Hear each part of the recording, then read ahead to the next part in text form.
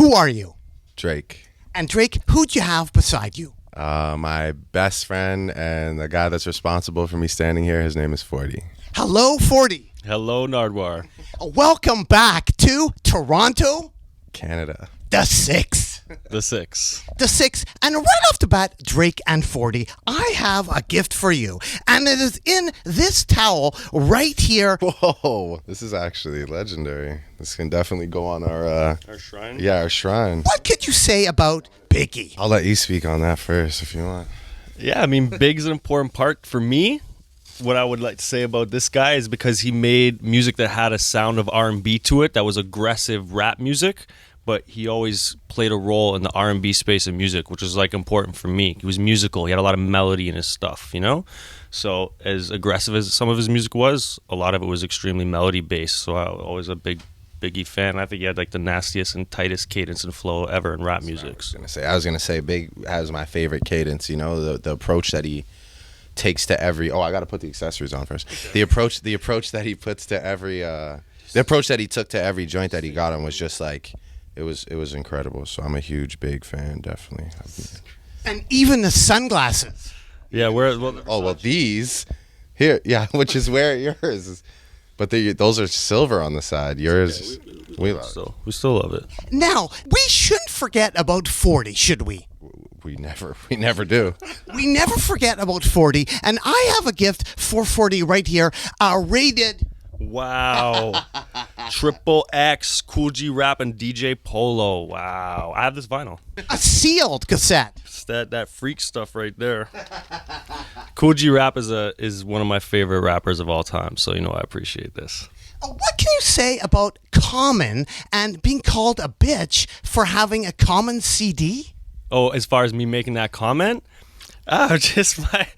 Because Common had like a soft little run there for a while, and I was like, I really like that one CD that he had, which I can't even remember which one it was called, but it was like, you know, I just remember my boys being like, oh, that's what you're on, and I was like, It was like the chocolate starfish one? No, it wasn't that one, man. Listen, I'm a diehard Common fan. Resurrection is like one of the reasons I got into making rap music, you know, like that's a song that I fell in love with that like brought me on this journey. And Can I Borrow $1? Like I have that on wax and CD, so it's like nobody needs to tell me about Common, and I love them. But yeah, like I was joking. Like when I was in grade 9, they were clowning me. My boys, you know, they were like, what? They were out there, they're listening to Nori or something. I don't know. You had a Cool G Rap, 456. Oh, 456, of course. Yeah, I love that stuff. That's my guy because he brought something to rap. If you follow like the progression of rap music, he rapped a certain way before a lot of people rap that way, and a lot of people came up off that style, you know, and developed it into what we know it as it to be today. So he's like a godfather of all this to me. And you know that 40 is not a collector scum because he opened a sealed package. Yeah. That's amazing. Did you just do it right now? I was like, I'm just not. I just woke up. That's amazing. Yeah, well, value went down, I'll tell you that much. So. No, listen, it's still there. I'm sorry. I just woke up from like a 40 likes to like everything. He makes everything his own, you know. So now that's a 40 Cool G Rap collab right there, you know. And we have another gift for you, Drake. Timmy Thomas, Why Can't We Live Together? Which forms he? Well, this is what we sampled for Hotline Bling, yeah. And this was such a great record, and I actually discovered this sample, just to be completely honest, because I like to be completely honest. I discovered the sample after the fact, so I really actually fell in love with this song after I had heard the beat. And it was almost like a daunting task at that point to even you know think of sampling this, but incredible song and such a good gift because this was actually in my like top 10 or 20 songs of all time. So that's a good open? Well, if it wasn't, I'd tear it right off just to make you feel. Just check. Yeah. And actually, we have right over here a message if you want to crowd around this laptop from Timmy Thomas to me? To Drake. So here we go. From Timmy Thomas to Drake. Right here. What would you, Timmy Thomas, like to say to Drake? Okay. Well, the first thing I'd like to say is I appreciate the fact that you used my first original track. No cover. You never used any of that. And I also appreciate the fact that I heard some of the comments where you're saying, well, I think it was Productions 85, where they said we used Timmy Thomas's version of that first one, and everybody in the room said, "Man, that's it. That's the one." Then they listened to a lot of other beats. So that number two, that made me feel good to be able to talk to artists that were not even born that can relate to that type of feel from 1973. That's number two. Number three, I appreciate the fact that people love him so much. You have a whole country that in Canada that loves him. You know, I mean, he can't do any wrong. You know, and then you got all those people that are now listening again, which was number one in Canada with 73. Now it's number one in Canada with Hotline Bling, which is not the message but the music. So I just want to say to him from the bottom of my heart, thanks a million. Music Drake and you and the music crew. Oh man, that's what's up, Timmy. Man, I love you, man. That's You have a message for Timmy Thomas. Yeah, I just want to thank him for making incredible music in the time that he was making music, and just for doing something that is timeless, because it's really difficult not only for something to be good enough to still resonate with you years later, but to be good enough to actually take a piece of it and be able to make something else from it. That takes a really special creation. So Timmy, you're one of my favorite artists, man, after listening to this full thing, and I've heard the whole thing, and I love One man band. Yeah, exactly. Yeah, I love you, man. I appreciate that message. That means a lot. I'm gonna put this up here with the And it was 1985. Was it 85? Because he mentions 85. Oh, 85 is the producer of the song. Yeah. So, and he did a lot of stuff on Views with us. So Now, Hotline Billing, and we have a little gift for 40 right here. It wasn't the first that we heard of it. In fact, we heard it on Sade's LP. Because if we turn it over, what do we see on the very back of Sade's multi-million selling LP? why can't we live together? Wow. Wow. So that's what he means. He's happy that we used the original. Yeah, I feel him. Here is another gift for you on the Timmy Thomas trip. Timmy Thomas's new CD. Oh, wow. Turn back the hands of time with the Overtown Soul review. Oh, Timmy, this is next up, man. I'm going to listen to this. Hopefully we can find a new sample, man. Look at you, man. You look like a G too, man. I like that, man. Timmy's on a Bodman ting in this, man. I like that. So shout out to Timmy, man. This is his new mixtape. Like he's just on road just giving this out. That's how you got it? That is Timmy Thomas, South by Southwest, actually. Oh, okay.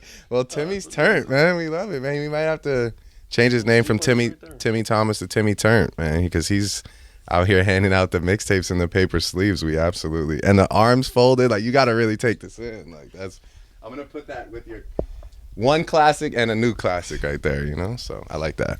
Drake, free up world. Boss, obviously, all day. Adi Medadi, free up world boss.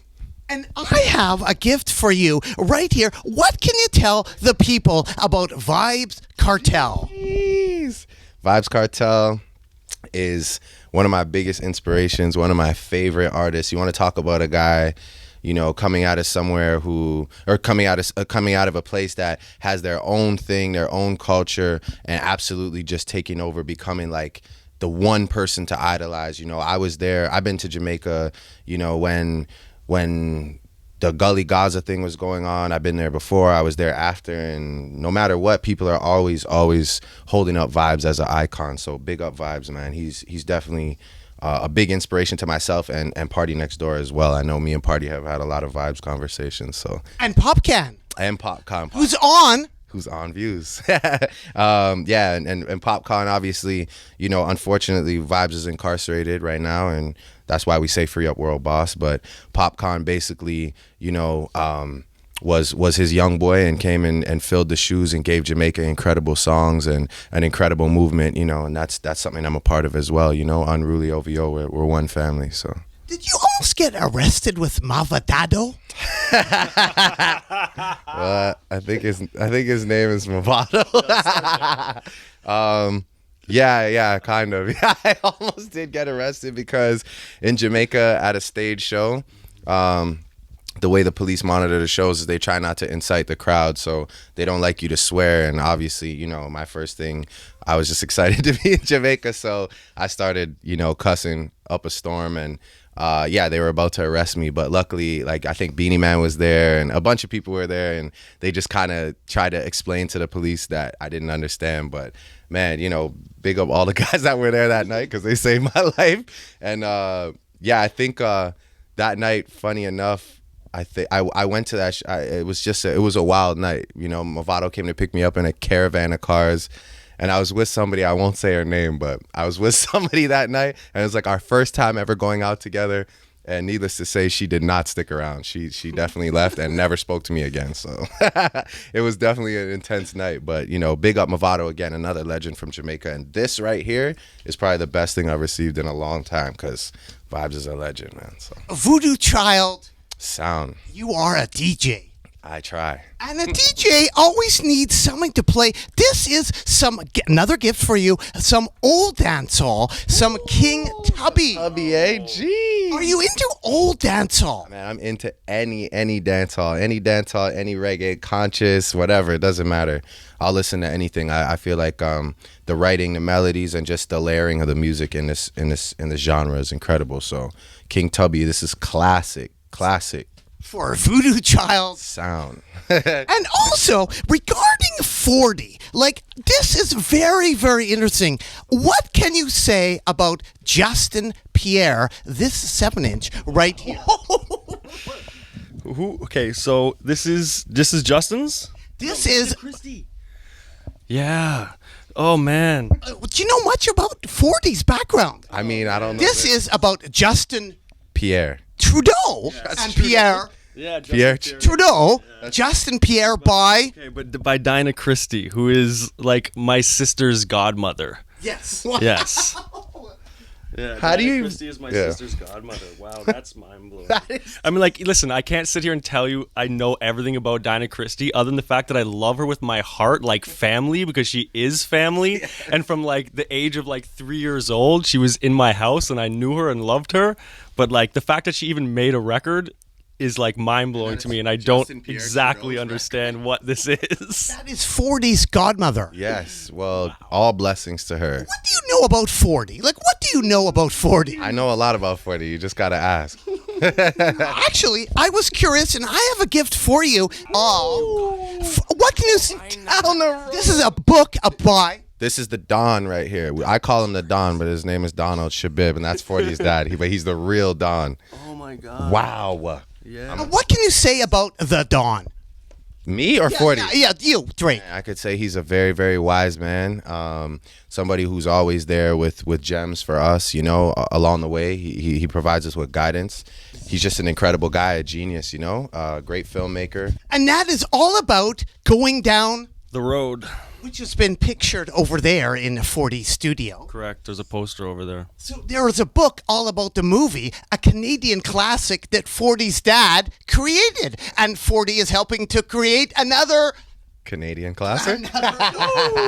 Very well played. Maybe there will be a book. Maybe there will be. But that is actually for Drake. Oh, so that's amazing. Well, I'm gonna keep it. Did you and 40 work with Dr. Dre before Wayne? Yeah, we did. We have a long history with Dr. Dre. We were blessed enough to be part of the Record One troops, and we had our experience, you know, being part of that. So it was definitely it was nerve-wracking, and we were young, but we tried our best, and you know, and he gave us a shot. We did what we did, and Did your tracks ever surface? no, I don't know if anyone's tracks ever surfaced, but there was a lot of music back then, and I got to work with Snoop Dogg in that time. I got to work with a bunch of people, and it was a big honor, you know. Speaking of the Dre, what can you say about this gentleman in this towel right here? Another Dre. Dre. Oh, I think I already know which Dre this is. It's the Thiz. Oh man. Oh, that is crazy. Oh man. Well, this is Mac Dre right here, and shout out to Wanda. You know, man, this is a guy who, again, I idolize because he's from a place, and that place that he's from, which is the Bay Area, hold him to legendary status. And I respect if you're a legend where you're actually from, you know. I mean, it's cool to be popular in the world, but if you're a legend where you're actually from and they actually love you where you're from and they don't say that anybody else is better than you, then I respect you. And that's why I respect this guy right here. So, man, shout out to the Thiz, man, for real. This is very epic. This is very epic, right? This is my second Mac Dre bobblehead, actually. I have the one of him playing tennis, too. So this is my second one, but I've never seen this one. I was curious. 27 hours to I don't know. Memphis. Oh, Memphis. Oh man, yeah. Classic. Shelby Drive. Shelby Drive, baby. Whitehaven. Whitehaven. Oh man, yeah. Southland Mall. You know, I used to eat at the Piccadilly Circus with my family, but Shelby Drive is a street that, you know, I probably spent a lot of time on, man. A lot of summers, you know, when my mom would let me go out there. And Memphis has a really dear place in my heart, especially with the music that I make. So. I was curious about this particular photo, Memphis Moments. Oh. What is going on there? Man, well, this is my cousin TJ. Royalty? No, that's not royalty, actually. Royalty is not in this picture, which is crazy. But this is my cousin TJ, who actually, he has a Cash Money Millionaires bandana on, which is kind of pretty crazy foreshadowing. But and then that's me. That's me with braces and a do-rag and glasses, wearing a Tennessee Volunteers jersey. That's my Uncle Chris, who literally, that is his permanent face, and he's always that cool. And then that's my Uncle Bert, who's just, you know, one of my favorite rappers, and just the ultimate Memphis thug, amazing, incredible uncle you could ever have. So this is just a portion of my family, but that is amazing. Memphis Moments. Memphis Moments, man. My mom actually made me a scrapbook, and in it was a page in the scrapbook, Memphis Moments, and above you can see there's other pictures all around. But yeah, this is a crucial picture from a trip that I took with my dad to Tennessee. I was curious about Memphis, Tennessee. Did you run into the 3-6 at all back then? Of course, I was a huge 3-6 fan, and you know, I mean, again, a group of guys that were from somewhere that didn't have a sound, and they created a sound. I'm a huge Juicy fan, huge Paul fan, and yeah, man, you know, I really got to meet the guys, I think, later on in life, but I'm a big 3-6 fan, and 3-6 just had a whole movement. I mean, they had a bunch of artists popping up, and they were just doing something that had never been seen in Memphis, you know, making money that had never been seen off rap in Memphis. So them, and man, like, a bunch of other guys were. Let's chat, and I have a gift for you, actually, because you sampled Le Chat, right? Oh, yes, I did. Wow, you ain't mad, is you? This is crazy. This is another classic. I was just about to say Le Chat. Gangsta Boo, too. Gangsta Boo, who I love. And as well, I was curious, 8 Ball. 8 Ball, oh, of course. Another sealed. Another sealed. I want, yeah, yeah. 8 Ball and MJG. Another incredible group. I mean, one of my favorite songs was when they actually linked up with 3-6. Like the album with You Don't Want Drama, and all the stuff that they were doing with Puff at the time. That was probably one of the biggest, most influential rap albums of my life, because I had just never seen a collection of music that hit that hard at that time. They had real like smashes coming out of a place that usually, I mean, the sound was so dark. So it was, man, Ball and G, man, classic. You know? How young were you meeting Yo Gotti? Wow. Well, my cousin's boyfriend at the time was managing Yo Gotti, and so I was probably about 15, and I got to go to the house where they recorded at, and they took me to the club, and that was probably the most I had ever seen with my 2 eyes of like, oh, this rap stuff really works. I mean, I had never, they looked like the richest guys in the world to me. I had never seen so many cars, so much jewelry, so much everything. They had the city just locked down, you know, and that was actually, I think, at the time where they were butting heads with 3-6, but it was just an amazing time to be there. I got to witness all of it. And shout out to EMAC, who went to jail for a bit, just came home. So shout out to EMAC. And yeah, man, I mean, Yo Gotti showed me a lot about what's possible in your own city, you know? Knock, twist my hair. And this is the lyrics to Twist My Hair. and this Getting is out. Song I ever produced, for real, for a major label. and not only that, but if we look closely, what do we see? It's the remix. It's the remix, 40 Days and Vocals. 40 Nights. Vocals by Drake. You're on this I'm remix. on this remix. Wow. I wouldn't remember that verse if you That's crazy. paid me to recite I it. can't believe you found that. And it's the vinyl too. It's like, Yeah, this is probably the only place. Divine Brown, though. Divine Brown. Yes, Divine Brown. Yes, Your first writing credit? my first writing credit on a real first song I produced on a real album. I was her engineer, so I was engineering her album, and she believed in me enough to give me a chance to produce a record, and she used one of my records, and this was it. And you brought in your good buddy? Okay, no, that's the first day I met Drake. wow. Socrates brought him because Socrates was producing all of the records on this album, and I produced this one. And so he got Drake to come in and do a remix, and Drake and Boy Wonder came to the studio, and that's the first day I met Drake. Wow. And then Gadget yelled at me. Gadget yelled at me because I left his hard drives in the room, and Drake was like, "Why'd you let them in there with all my drives everywhere? Are you crazy? I don't know those guys." And I'm like, I'm sorry, I don't know who they were. I was just an engineer, I was an intern, you know? But I was lucky enough to like produce a record as I was an intern. I wasn't working. And Drake remembers nothing of that day. Nothing. It's a complete blur. Yeah, that is the first day that we actually met. Wow. And then we didn't really even like speak or meet or actually connect until I guess like a year or two later. And there you are together on Divine Brown, together, like with views. That's trippy. That's a trip. Crazy. It was a gift, man. They were gifting me a remix. I didn't even deserve it at the time. What do you think about the Canadian crab bucket chaos mentality for rap? I mean, I don't know if it exists anymore. I think everybody's doing their thing. I think there's a platform for people from where we're from to just make great music. That's the key. I always say for anybody that wants to do anything, really from anywhere, just make a great project and you'll gain people's attention. But I think at the time, Chaos was probably speaking on a little. The city was just different, you know, and what a legend, man! What incredible music that he made for us to also take in and listen to. But the city was different at that time, you know, and I think now we've just opened it up a bit. Everyone's proud to be from here. There's a lot less like eyeballing and hating, and it's more just like, you know, when you hear that someone else is doing something from Toronto, you get more excited than be like, oh, that should be me, you know. What can you say about this particular gentleman from Toronto, Cardinal Official, Yorkdale Mall?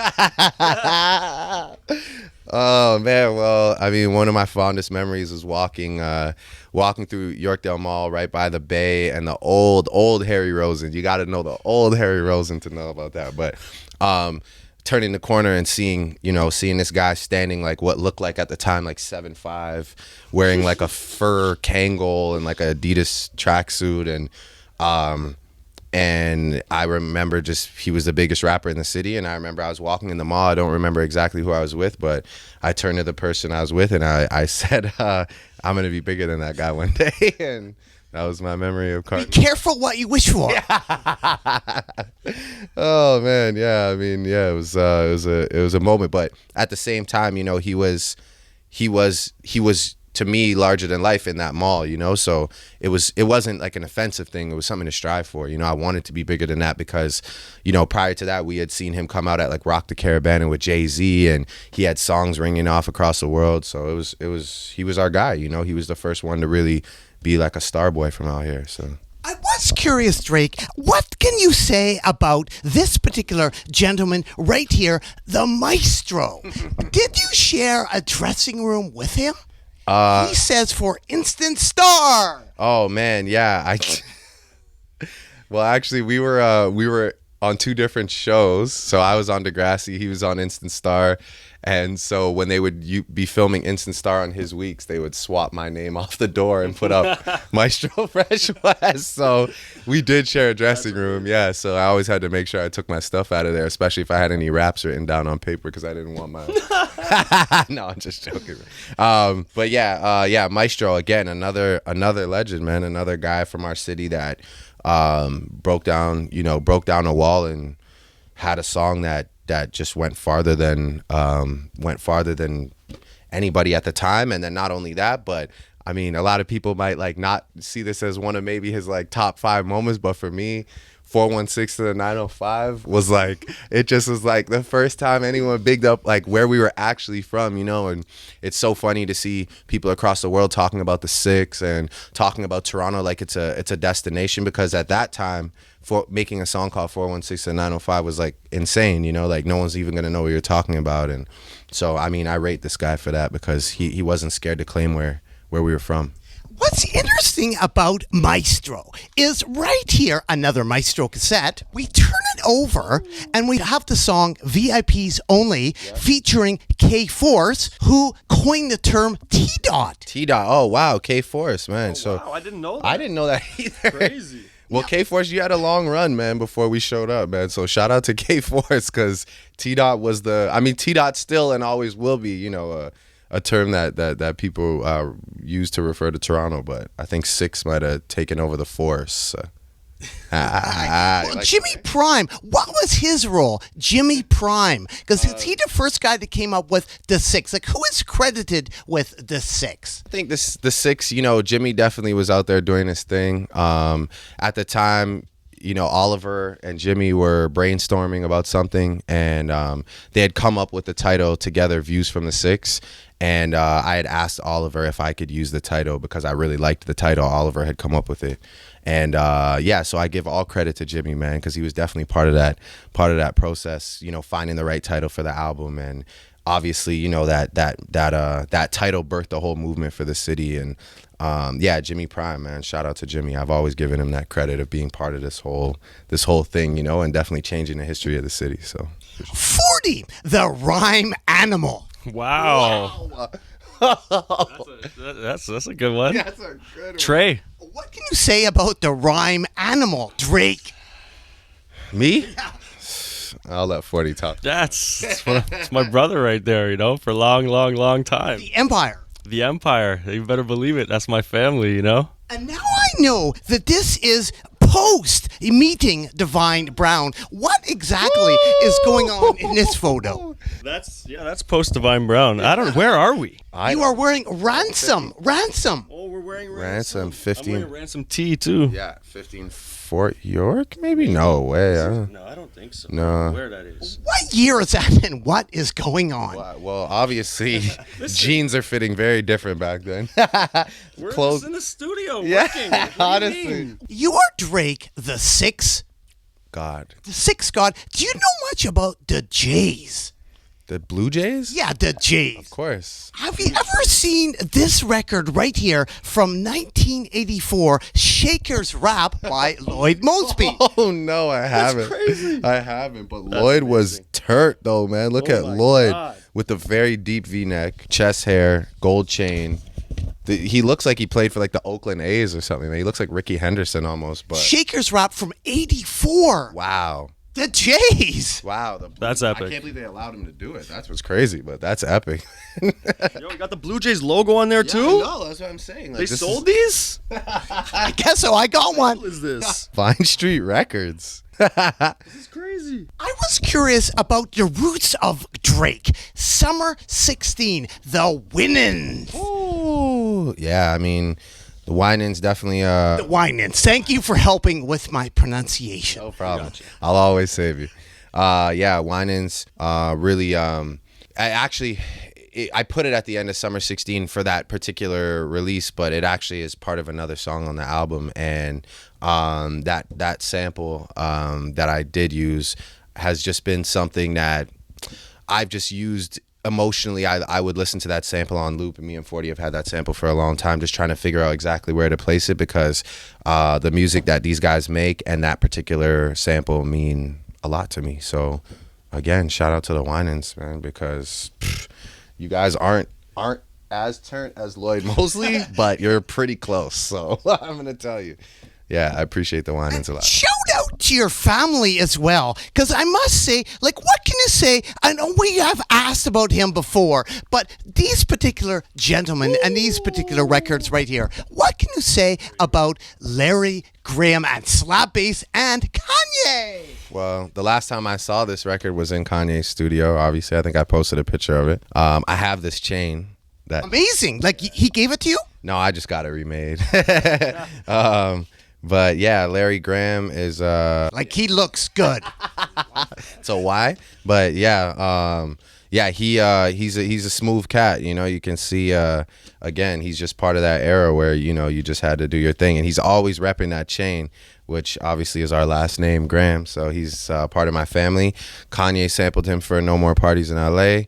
Did you know that until you got to the studio or what? Nah, he told me about it. You know, me and Kanye live up the street, so he shared that information with me, and it kind of was cool. It was kind of like something we were able to bond over, because he felt like it was my family, and he shared that experience with me. So yeah, man, shout out to Larry, and of course, shout out to Ye for always finding a way to bring back classics, man, because that guy's ear is insane. And this should have been the cover for Views, but I just didn't think of this color scheme. So Now, I would like to ask you about this particular sample, 40. Actually, sorry, just so that you know, this is a fun fact. I actually got the title from that song.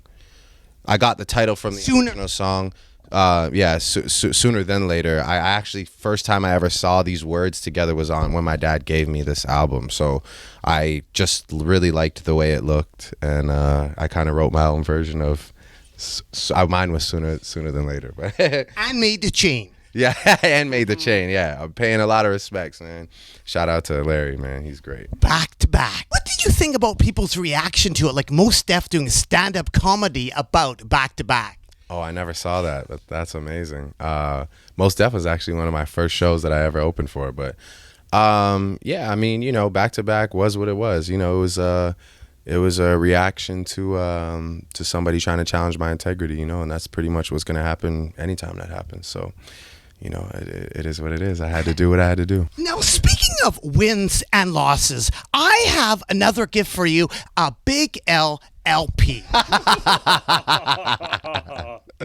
Oh, Well man. played, sir. Well played. Yeah, well played. Yeah, Big L. I mean, 40 is probably can I love Big L. drop gems on Big L right now. Yeah, I mean, it's like I'm a DITC guy, so Big L was an important one to me, He had a battle with Jay-Z.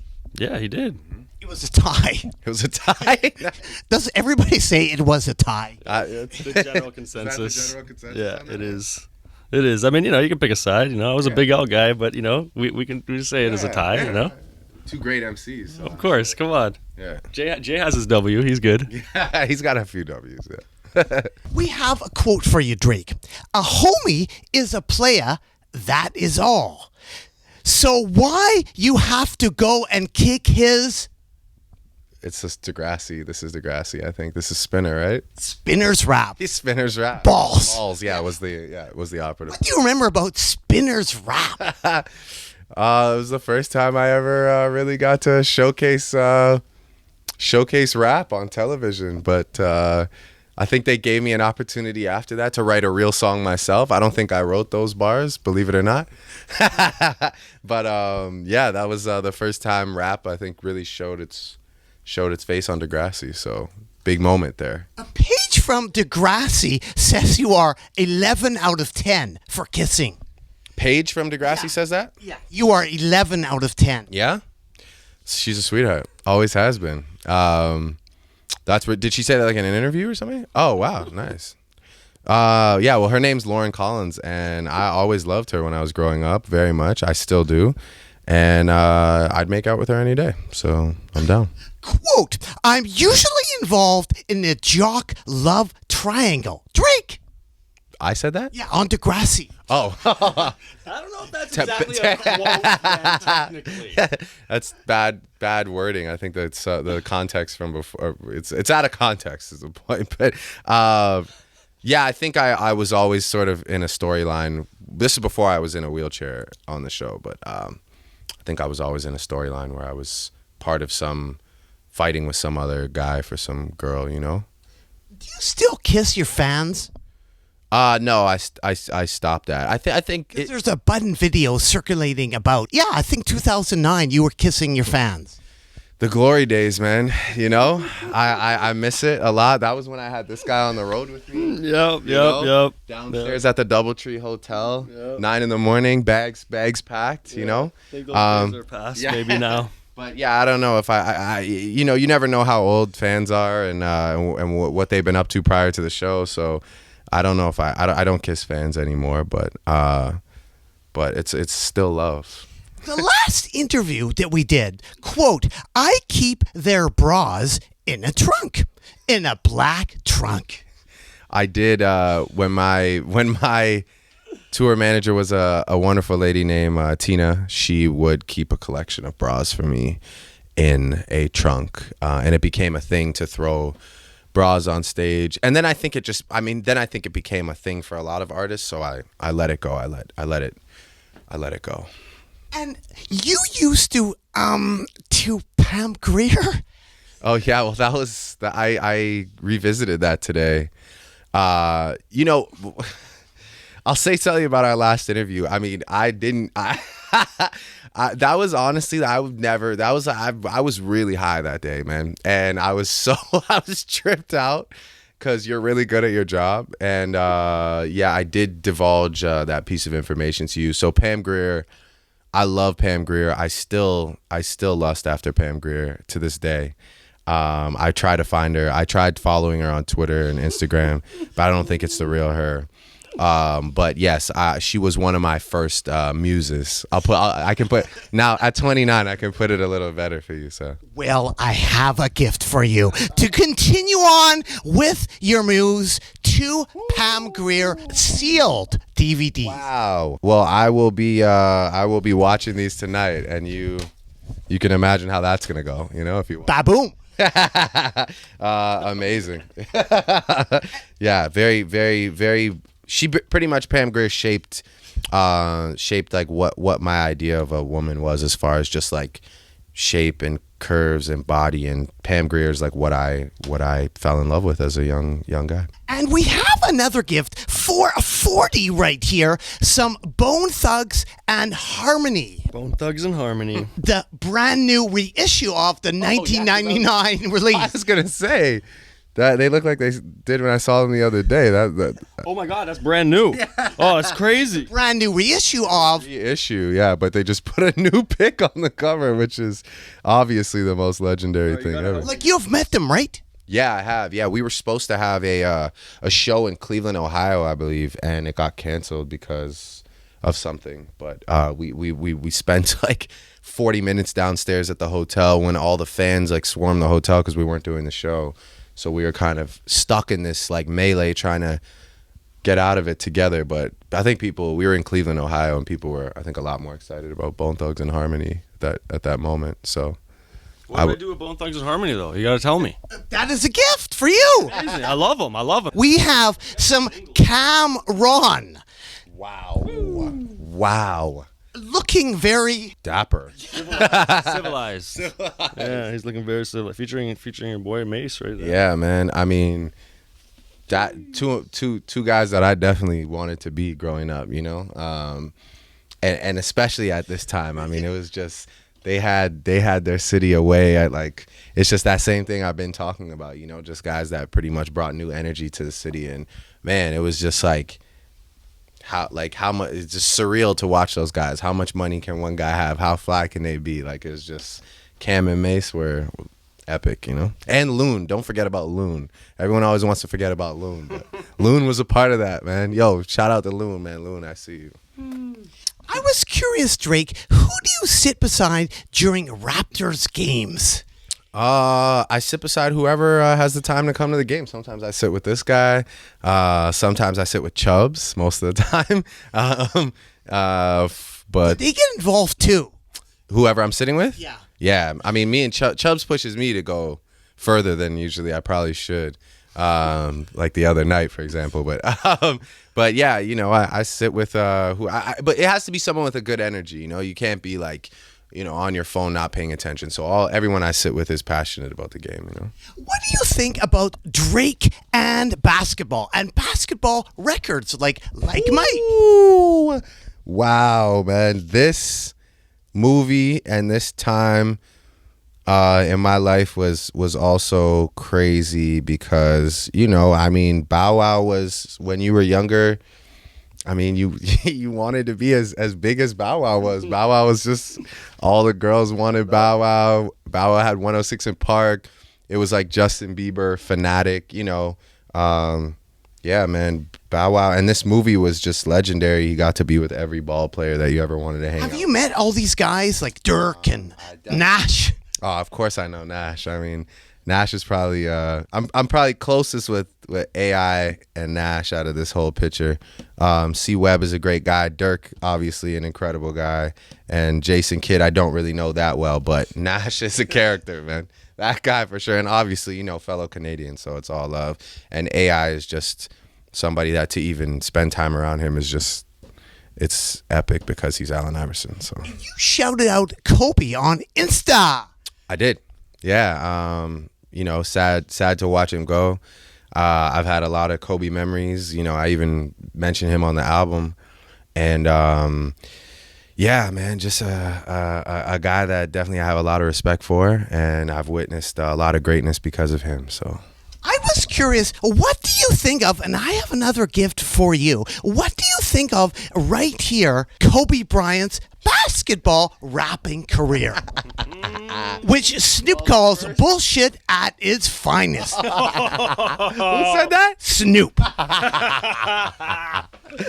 Well, in Toronto we call this. Just look at the feature though.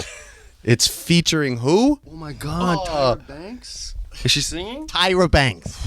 I mean, well, Tyra Banks has always been, my wife. Like that's like my woman crush every day type vibe. So, but this is in Toronto we call this trying to ting. So this is when you. This is when you're just trying to ting. You don't know if it's gonna work, but you're trying to ting. And this is Kobe just. And this is Kobe with Destiny's Child. They let this happen? No, really? Yes. Kobe and Destiny's. What do you mean? Wow. I mean, And that is a gift for you. yeah, no, and I appreciate And that. Beyonce is on Views. Well, we did a song. It didn't make the album, but because I've done a song. yes, we've done a couple songs, yeah. And she just dropped her thing the other day, but yeah, man, Kobe Bryant rapping with Destiny's Child. That's how you know that you're playing your sport well if they'll let you on a record, because.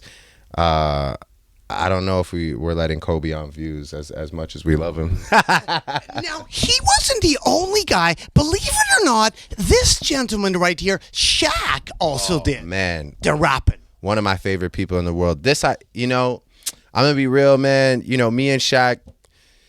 He beatboxed for you. Yeah, I mean, You did back-to-back live on TV. Yes, with Shaq beatboxing. I can't hate on Shaq rapping because Shaq's just the man, and like he says, I know I got skills. I mean, that's Yo, but Shaq was big. Like I know Kobe rap, but Shaq was doing it for a minute. all Yeah, that. yeah, Like yeah. he was like He went platinum. exactly. Yeah, No, exactly. Shaq was actually rapping, and I have to admit that I think at one point in my life I was probably actually into maybe one or two Shaq songs. So Did Steph Curry play at your house? yeah, he did. Yeah, he played one-on-one with his brother-in-law. And with Kevin Love's cousin. Kevin Love's cousin. That is a little Nard joke. Oh, okay. You said that one time. Kevin Love. Oh, look, that's Kevin Love's. Okay, yeah, I get That didn't work. it's all right. You have a better memory than me. That's why. Okay. Your jokes just go. They go over people's heads sometimes. But yeah, they played at my house. I played Steph in ping pong that night too. I won't discuss the result, but. Yeah, Steph is like family to me. One of my best friends that works for me is Aisha's cousin, and Steph is married to Aisha, so we're all like family. And Steph, yeah, man, to watch that guy play, I think he was playing in Prada dress shoes that night, if I'm not mistaken. And needless to say, I don't think his brother-in-law scored at all. But still, to have Steph at your house, that is incredible. Yeah, of course. Yeah, and Steph's one of those guys. It's like if there's a basketball court outside, he's probably gonna go and put up some shots because that's his life. So I'm wishing him a speedy recovery, and hopefully he can do what he does this year and repeat. Drake, you like big butts, right? And I cannot lie, And you have a book on big butts. I do. I was curious. I have a gift for you. A book on big Houston rap. Wow. And this is all about Houston rap. And if you could open up to the pages and tell us about these people. ESG. Man, legendary. This is Houston culture at its finest right there, you know. When you see any Sprite that color, that's definitely. You sampled him and DJ Screw. Of course, yeah. Legendary, man. Just this whole style, this whole crew, you know. Yeah, ESG, man. Legendary. Let me see who's next. Up next, it's another guy. Man, like father figure to me, you know. Bun B, I just talked to him the other day. He was wishing me the best of luck with the album and heading out on Gumball, which he always goes on the drive. But yeah, Bun was one of the first people to really give me that, you know, that acceptance from Houston. When I did records like November 18th and Uptown, Bun was the one to stamp it. And Bun's a guy that any new talent, he's always there to lend his advice. Always there to give a feature if he like enjoys the music and supports it. He'll come out to your show. Bun will pretty much do, you know, whatever he can to keep the culture going. And I honored Bun B at HAW last year, and if I could honor him every year, I would, because he's just that guy. Did I miss somebody? You did. Screwed up. DJ Screw. So this is a crazy story. This actually, I rebuilt this store, and I actually have it in a locker. I used it as my stage one time when I performed at HAW. I rebuilt everything from the security cameras and I have it stored. So when I build my house, I want this somewhere in my house. But this is Screwed Up Records and Tapes, and this is just something that doesn't exist anymore, man. I used to go here, get all the new sounds from that squad. You know, you could buy anything, but I mean, you go to get your Screwed Up. You know, shout out to OG Ron C, keeping Screw alive, chopped and screwed. But yeah, you know, this was just something that I wish I got to go. I wish I got to be a part of it, you know, because DJ Screw is a big influence to me for sure. And then you turn to another guy that you sampled for, Big Mo. Big Mo. For November 18th. Of course, yeah, Big Mo, man. Rest in peace. Yeah, you know, an unfortunate story. Like I said, you know, the Houston culture, sometimes it claims some of the great ones, man. So rest in peace to Mo. And actually, one of my favorite songs is when Wayne sampled Mo on Me and My Drink, which is a legendary Houston song. And Mo is one of those guys that if you're at a show in Houston, you could throw on some Mo. And if you're ever having a bad set in Houston, that's my advice to you. Throw on some Mo and they'll sing it word for word. But yeah, you know, Big Mo. This is a crazy book, man. Houston rap. This actually is Lil Wayne's birthday party in 2007. What was it like at a Lil Wayne birthday party? I mean, I would say Lil Wayne's birthday party is probably going to be a lot of women, a lot of rap music, a lot of weed smoke. It's going to be an extravaganza, you know. Of course. Did people think that you were Lil Wayne's assistant? You were so quiet in the early days. That's just my character. I keep to myself. I try and stay out of the way, you know, because that's how I gain my respect from guys like that, especially, you know. But you wore headphones getting on the bus. Yeah, I mean, I just tried to earn his respect by doing hard work, as opposed to being, you know, right there trying to be the loudest one, or be, you know, I just tried to keep to myself and prove myself through the songs that we made. And I get a lot of that from this guy too, you know, just being humble and, you know, trying to let our work speak for ourselves. And wow, and this is pretty much my life story. What is the most that you've thrown at a strip club? Well, and Houston does have the best strip clubs. Shout out to DJ Eric. And your first sellout? Yeah, this is my first sold out event at Warehouse Live. And shout out to V Live, and shout out to Dreams, because I used to go to Dreams, and shout out to High Rollers, because I used to go to High Rollers. The most money I've ever thrown in a strip club, I don't know, man. I mean, I think one weekend I think they gave me money, but the thing was, it was money to throw. So I think I was like 50 something thousand or something like that. But and I have some gifts for you that goes with that book right there. A little 7-inch by Fat Pat and DJ Screw. Wow, man. Tops drop, man. This is classic. very class. Oh, and this has UGK on the other side too. This is crazy, man. You sampled Fat Pat for Connect. Yes, I did. Swanging. Yeah, I mean, obviously, you know, just off this discussion, you can tell how much Houston rap means to me. I have, you know, the Houston H tattooed on my shoulder. I'm very grateful for Houston. It's one of those places that I feel like I'm probably gonna own a house there one day, and just to be there for a bit out of the year every year makes me a better rapper. You know, Houston is a place that they believe in their own style of music, and it gave me a lot of confidence to come back to Toronto and believe in what we had as well, because I realized that, you know, you can go to Houston and play whatever you want. It didn't matter who had a song out. It could be Lil Wayne, it could be Jay-Z, it could be Kanye. It didn't matter. If you play this, you're gonna win. So they really support their own, and I respect that. And you went to a Rap-A-Lot party on a roof. Whew, I've been to a lot of Rap-A-Lot parties, my man, you know. Roof parties are kind of dangerous, aren't they? I mean, yeah, I guess if you have a little too much, you know, and start stumbling, but anything Rap-A-Lot is definitely that's family, you know. Jay Prince, obviously another father figure in my life, you know, a great guy. And you want to talk about legacy, that's legacy in Houston, Rap-A-Lot Records. You wanted to bring a bit of Marvin's Room to here, to 40's studio. Yeah, it's 40's room. What do you think about 40's Room? What do you think about? I think. I mean, well, we're standing in state-of-the-art studios, and I think it lives up to its name. It's one of the most incredible, visually one of the most incredible places you could be making an album. It puts you right in the right mindset, and sonically, I don't think there's anyone better at what they do than this man. So you can only imagine if he built this from the ground up, how it sounds. And I encourage you to go listen to our album, and you'll see why it sounds better than everything else, because 40's a genius. I have right here a gift for you. Speaking of Marvin, an original Trouble Man gatefold record LP. Man, Marvin's Room. Marvin's Room, and Marvin is a guy that I try and be more and more like. You know, I definitely I respect his vision always, even just in the imagery, creatively and musically. And shout out to everybody at Marvin's Room, like Nettlesby and all our guys over there. Drake, the press is evil? Everybody but you. Yeah, no, I just again, you know, another thing that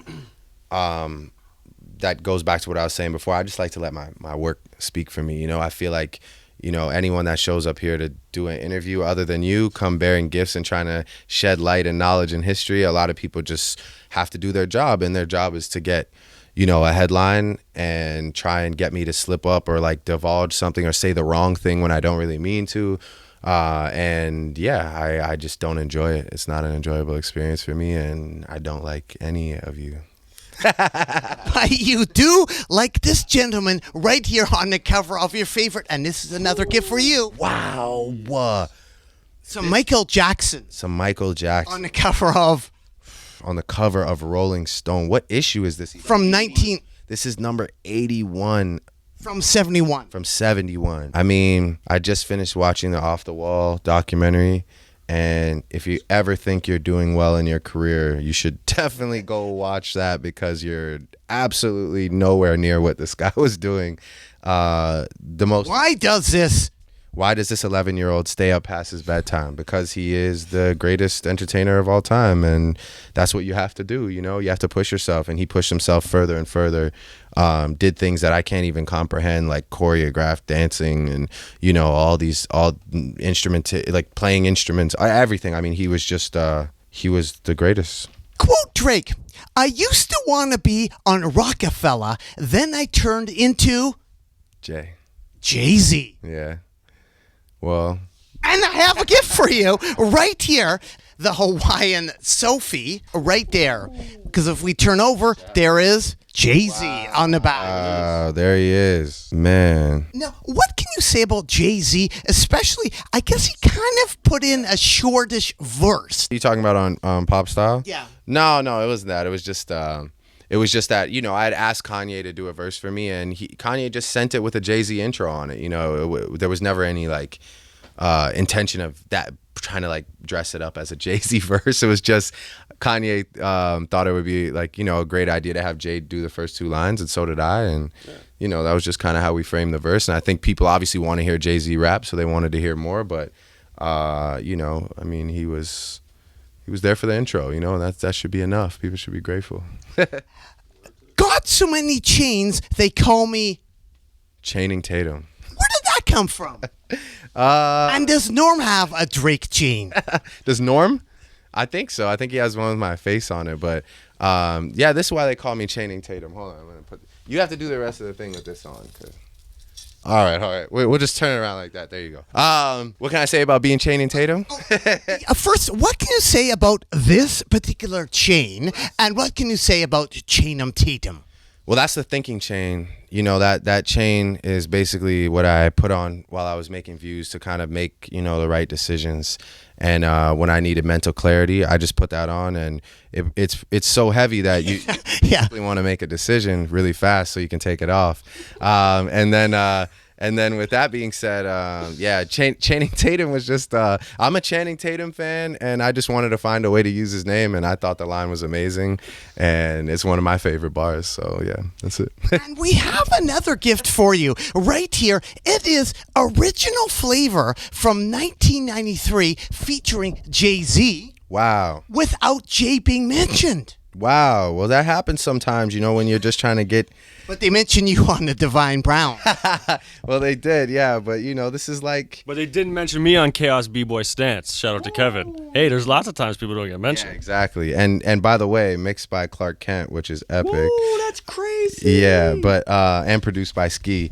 But, yeah, I mean, this is just how it works sometimes when you're grinding, So shout out to Jay for doing the work and not getting mentioned, because it happens to the best of us, and this is a perfect example. Yes. This is very heavy, but if you want, because it's just meant for thinking. Yeah, no, it's not an I really appreciate that. Who made this, by the way? A guy named Kalani. He's a jeweler from Toronto. You got to turn around and get the shiny part, though, But yeah, he made it for me, and it came through in the last minute.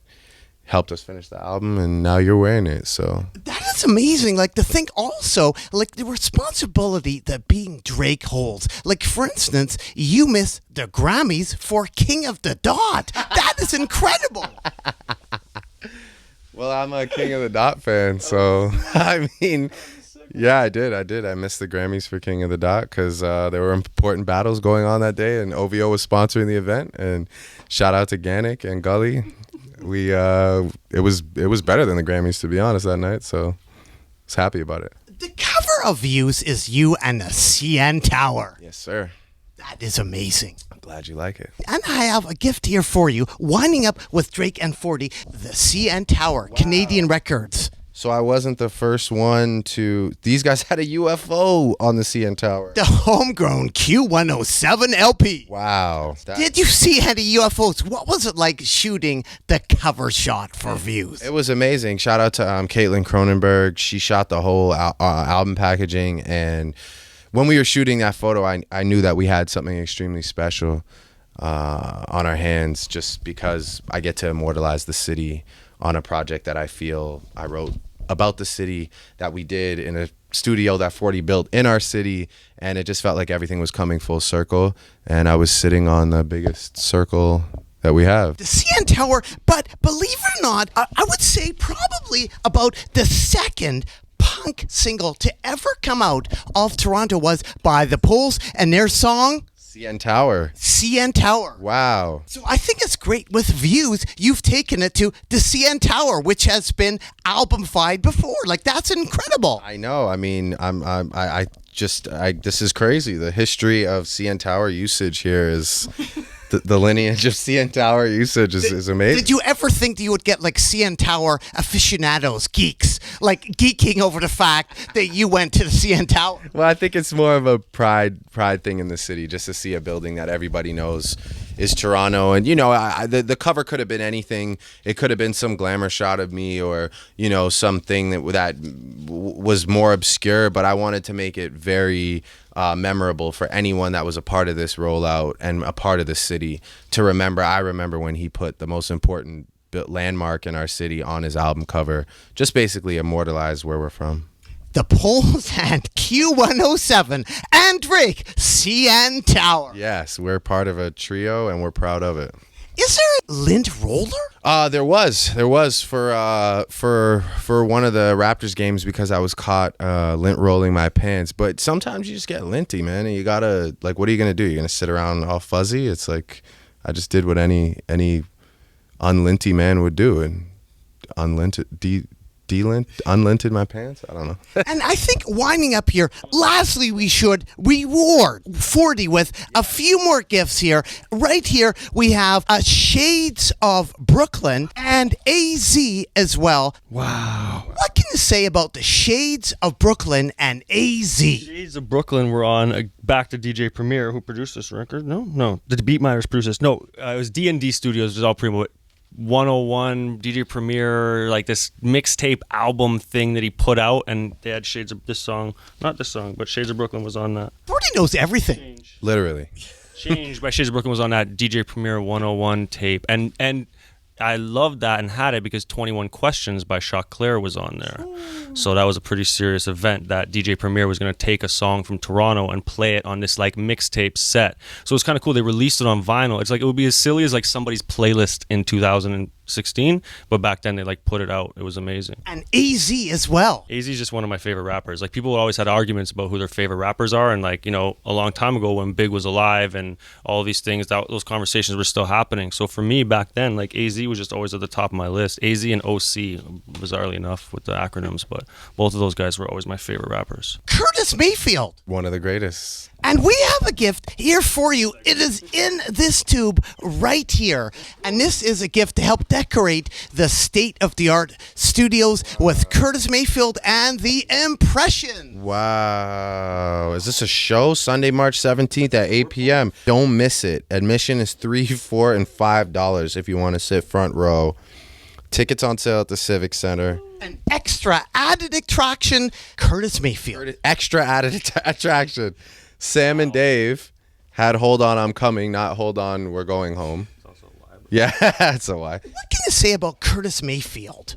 Man, Curtis Mayfield is another guy that I associate. You know, Marvin Gaye and Curtis Mayfield are two guys that just remind me of a style of music that my father introduced me to. And Curtis Mayfield has some of my favorite songs of all time. A song that I will probably play at my wedding. Maybe him and Otis Redding have, like, you know, my, again, like top 5 songs of all time. So what about Frings, the Harvey's connection? Is there a Harvey's connection? Oh man, no, there's not. But I love Harvey's though with all my heart. And I found out later that they had a dish there called Frings, but Frings was a name that I came up with that had no connection to fries and onion rings, No, which none, is Frings. none whatsoever. But yes, no, that's just a nickname. And thank you so much for the Lil Wayne interview. Oh yeah, no problem. Yeah, right. Yeah. Thank you for setting that up. Yeah, my pleasure, man. I mean, anything I can ever do, I'll always try my best. That was amazing. Like, he walked right off stage, right into me. Yeah, it's amazing. Well, you're lucky because, you know, sometimes he might just get back on the bus and keep rolling because he's got money to make and music to make. So How did you convince Lil Wayne to talk to me? I'm also curious. I think I probably... I mean, Drake has the juice. He does, apparently, yeah. If I remember I mean, so do correctly, you. Let's not get it twisted. I think I just tried to explain to like him and his management team how important of a figure you are in rap, and I think that without question, you're one of the most legendary interviewers of all time. And I just thought it would be a good look for him to have that under his belt, you know, to look back on, and he went for it. So Well, thanks for the kind words, because you also tried for Nicki Minaj, but no luck there. well, you know, I mean, You got me Lil Wayne, so that was enough. yeah, I was It was easier to get Lil 1 Wayne. for 2, you know? Yeah, I was 1 for 2. It was easier to get Lil Wayne. That's the boss dog, you know? So I'm glad you got that for sure. Anything else you would like to add to the people out there, Drake? Man, I just want to say thank you to my brother for completing this album with me, and thank you to you for coming down, and I hope everybody enjoys it. And I'm excited for whatever's next and to see everybody on the road for the Summer 16 tour. And and I'm gonna finish the clean version right now. It's gonna be like 2 days late. I'm sorry. I'm trying. I need to go to bed, but like 12 more hours. The clean will be there soon. I promise. Why should people care about Drake? Why should people care? Why should people care about Drake? Well, I mean, it's an option to care about Drake if you want, but you know, I'm an artist that wakes up and I don't have to really think about who I'm gonna be. This is not like a character or something that I like concocted in my mind. This is just me being myself. And I think, you know, I try and give my most pure, genuine representation of me and the city that I'm from and the people that I love. And hopefully, you know, you're able to resonate that with that and that equal sign care about Drake, you know? So that's pretty much, that's my pitch. Well, thank you very much, Drake and 40. Keep on rocking in the free world and do. Do, obviously. Yeah.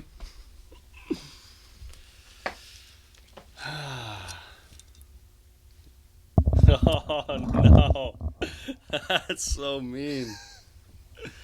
That's gonna cut his time down for sure. His arm's just gonna drop.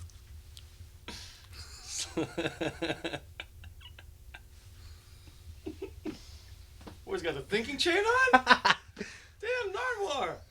You making decisions right now? I gotta get a picture of that. This is epic. Morgan just asked me how Nardwuar went. In the freeze. The commitment is real, man.